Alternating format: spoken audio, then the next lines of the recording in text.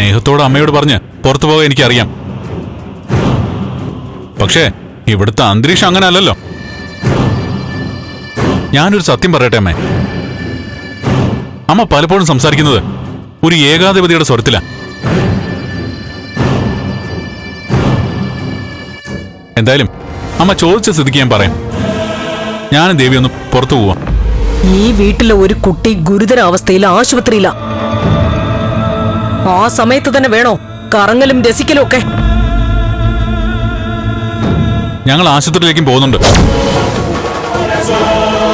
Anti, Meera ആശുപത്രിയിലായത് മുതല് ഞാൻ ആഗ്രഹിക്കുന്നതാ അവളെ ചെന്നൊന്ന് കാണാൻ. എന്റെ ഭാഗത്തുനിന്ന് എന്തെങ്കിലും വിഷമം ഉണ്ടായിട്ടുണ്ടെങ്കിൽ ക്ഷമ ചോദിക്കണം. കൊള്ളാം, മരിക്കാൻ പ്രേരിപ്പിച്ചിട്ട് ക്ഷമ ചോദിക്കാൻ പോകുന്നു.